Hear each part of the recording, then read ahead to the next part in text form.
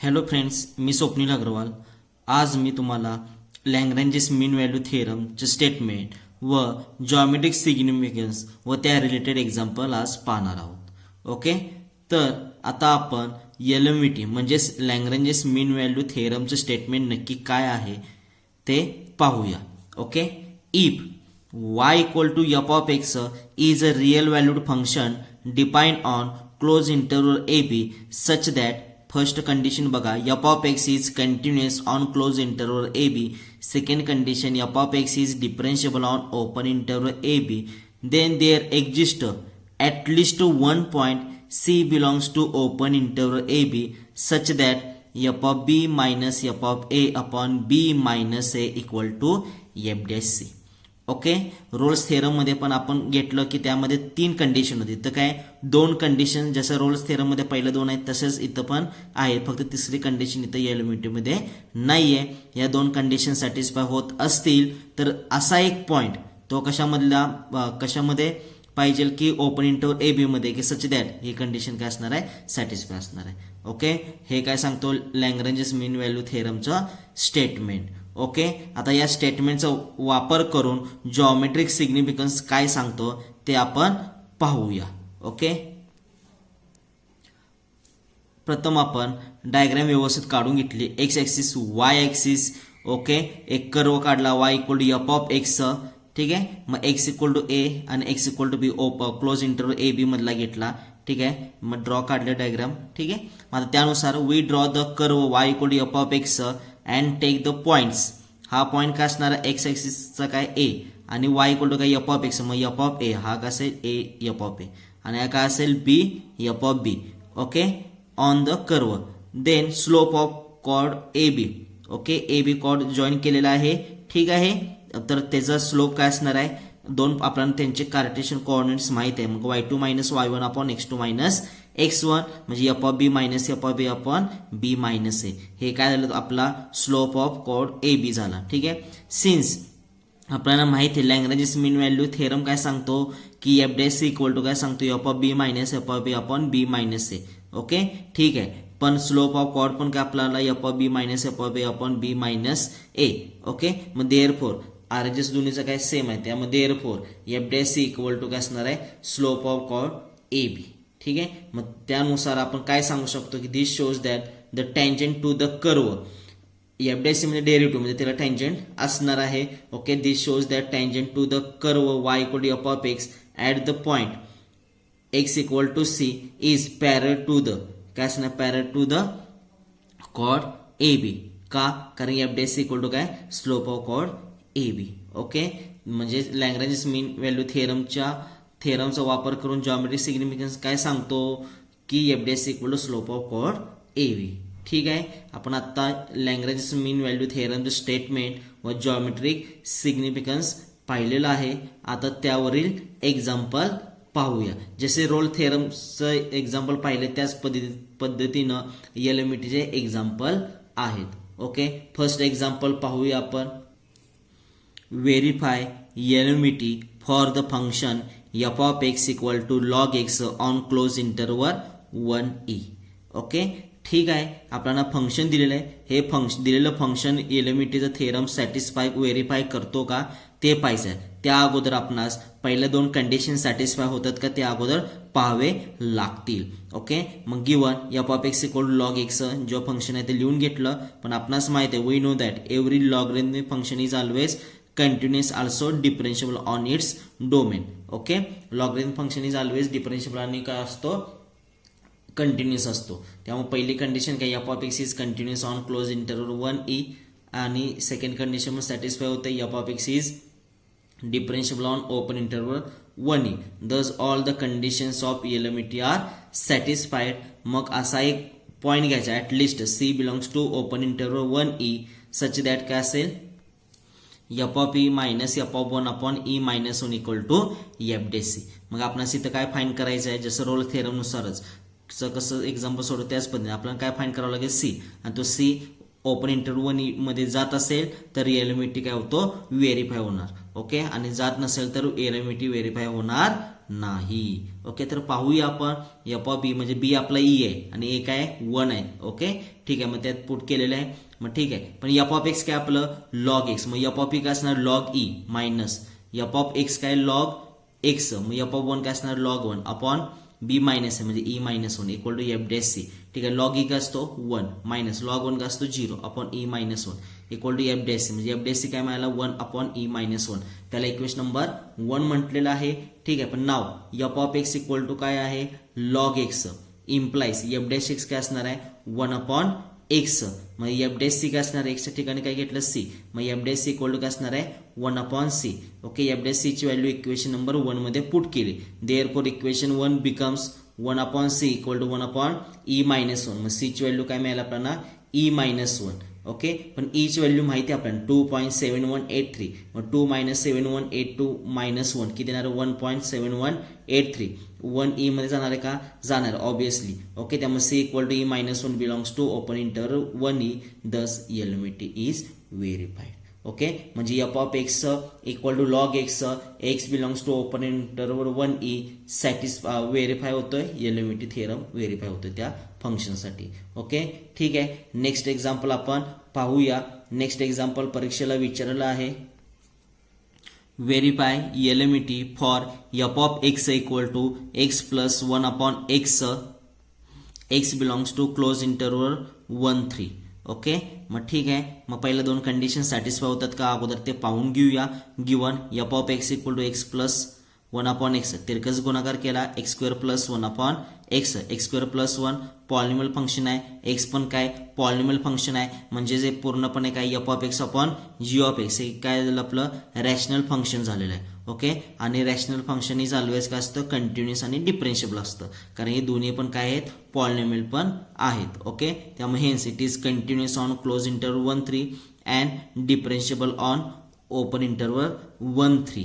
ठीक आहे, thus the function f satisfy the condition of LMVT. दोन कंडिशन काय आपल्या होत्या, पहिल्या सॅटिस्फाय होत्या, then there exist c belongs to open interval 1-3 such that f dash c equal to b किती आहे 3 म्हणजे f of b minus a किती आहे 1 f of 1 upon 3 minus 1 b minus 1 म्हणजे बी मायनस ए म्हणजे 3 minus 1 equal to f of 3 minus f of 1 upon 3 minus 1 किती असणार आहे 2. त्याला इक्वेशन नंबर 1 म्हटलं.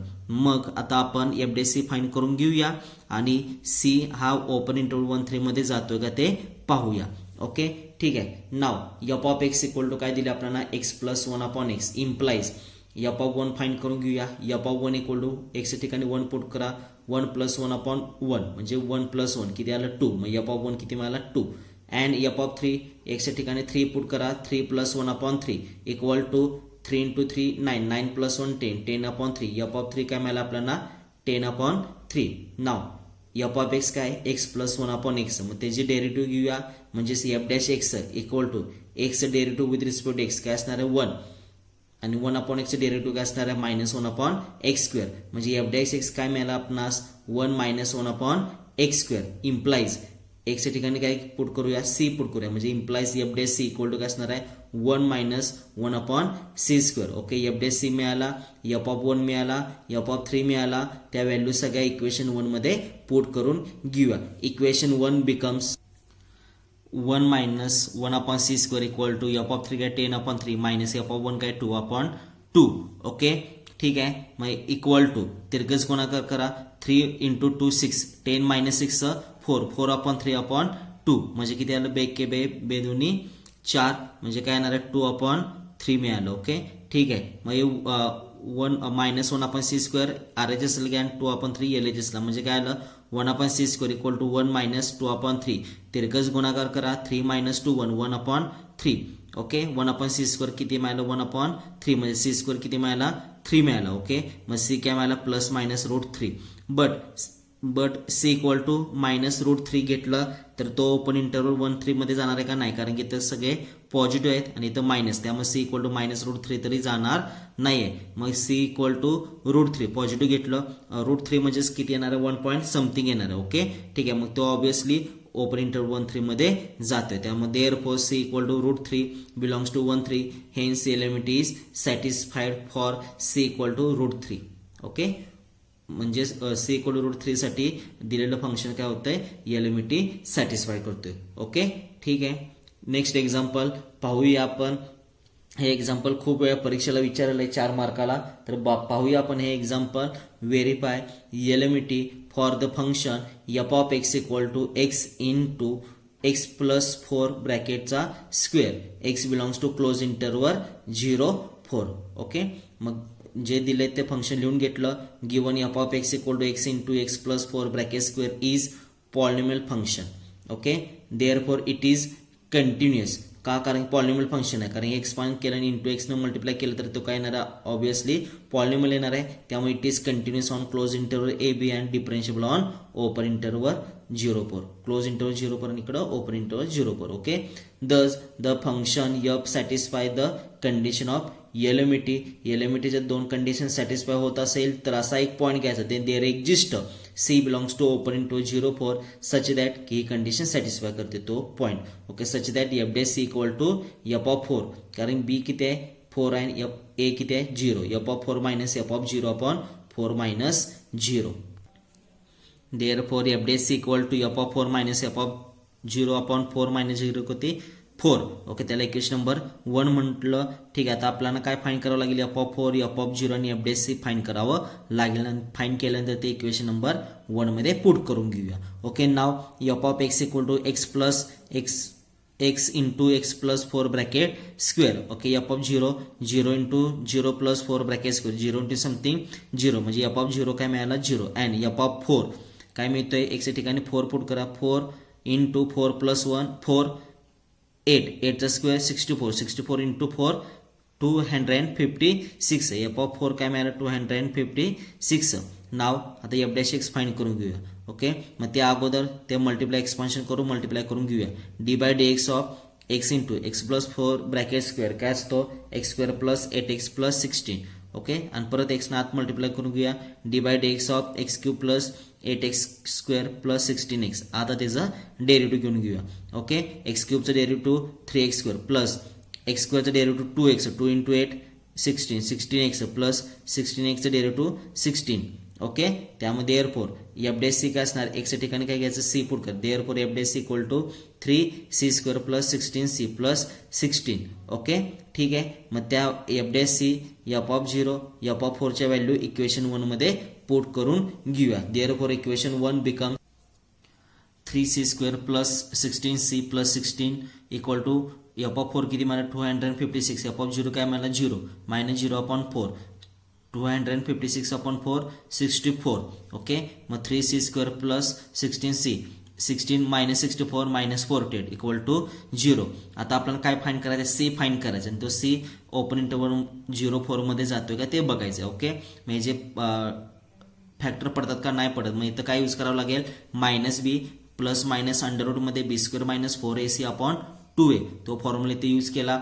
ए किती आहे 3 आहे बी किती आहे 16 आणि सी किती आहे मायनस 48. त्या व्हॅल्यू पुट केल्या त्या फॉर्म्युल्यामध्ये मायनस 16 प्लस मायनस अंडररूट मध्ये 16चा स्क्वेअर मायनस 4ac 4 इंटू ए किती आहे 3 इंटू सी किती आहे मायनस 48 अपॉन 2a 2 इंटू ए किती आहे 3 equal to minus 16 plus minus underroot मध्ये 16चा स्क्वेअर 256 मायनस मायनस प्लस आणि गुणाकार केला किती आला 576 अपॉन 2 इंटू 3 6.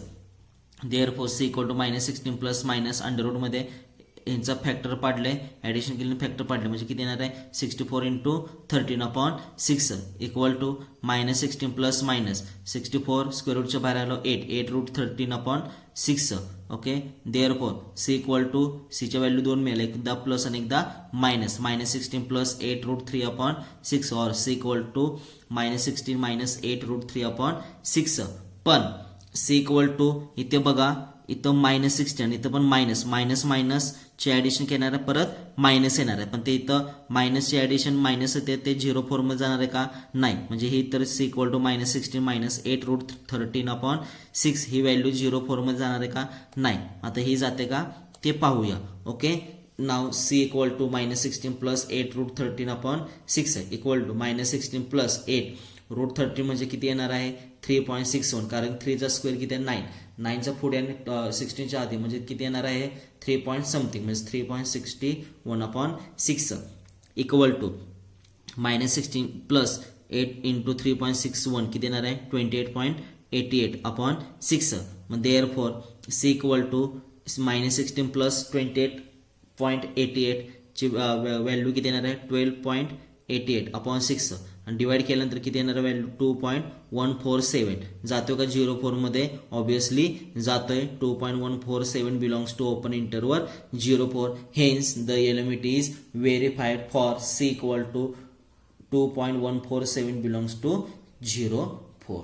ओके, इथे आपला एलिमेंटी हा पॉइंट संपलेला आहे. त्यावर एक्झाम्पल छोटेसे आहेत आणि कन्सेप्ट एकदा क्लिअर झाले तर तुम्हाला एलिमेंटीचे कोणतेही एक्झाम्पल विचारू देईल किंवा रोल्स थेरमचं कोणतेही एक्झाम्पल विचारू देईल तुम्हाला सॉल्व्ह करता यायला पाहिजे. त्या कंडिशन सॅटिस्फाय होतात का ते अगोदर बघावं लागणार. नंतर सी फाईंड करायचा आणि तो सी त्या ओपन इंटरव्हल ए बी मध्ये जात असेल तर व्हेरीफाय होणारा रोल्स थेरम आणि एलिमेंटी. ओके, इथे आपला एलिमेंटी हा पॉइंट संपलेला आहे. नेक्स्ट लेक्चरला आपण इन्क्रीजिंग आणि डिक्रीजिंग फंक्शन पाहणार आहोत. ज्यावेळेस मी असाइनमेंट किंवा होमवर्क देतो त्यावेळेस तुम्ही प्रामाणिकपणे सॉल्व्ह करा. जिथे डाऊट असेल तर प्रामाणिकपणे मला विचारा. Okay, thank you so much.